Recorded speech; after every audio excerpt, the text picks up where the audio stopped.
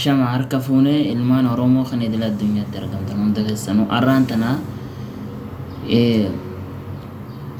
keessummaa addaa tokko qabannee isinii finnee mee keessummicha keenyaa yeroo tante aarsaa gootee asitti argamuu kan keetiif hedduu galatoomii mee asumaanuu gabaabsii hordoftoota keenyaa wal bare.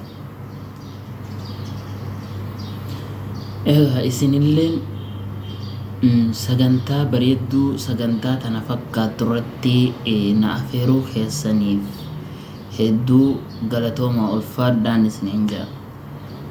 Ani maqaan kiyya Dabalaa naan jedha. Kan itti guddate Dabalaa kan argee bahaa ammaan achittiin dhaladhe yeroo hedduu ati garuu Ijipti kaayoo. Waa'ee lafa Oromiyaa dubbatta. Mootummaa qeexa. Mootummaa kun maal lafa Oromiyaa tana silaa akkam godhee feete yeroo hedduu waan kanarraa dubbattuuf hin gaafii tana sii dhale gaafii ati na gaafatte siin deebisa. Mootummaan Itoophiyaanota kan sirni Habashaadha yeroo adda addatti Itoophiyaa tana bulchaa turee fi bulchaa jirulleen xiyyeeffannaan isaanii lafa Oromoo tana cicciranii balleessu. San booda aadaa Oromootiif badaa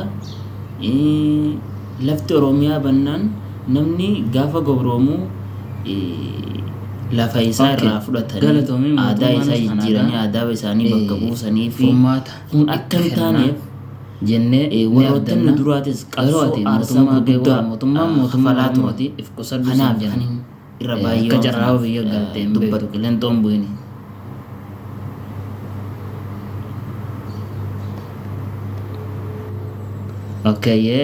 Daawwattootaa fi hordoftoota keenya sagantaan keenya kan asirra goolabamu ta'a haga qophii biraatiin walitti deebinutti nagaan nu eegaa ulfaadhaa galatoomaa isiniin jenna.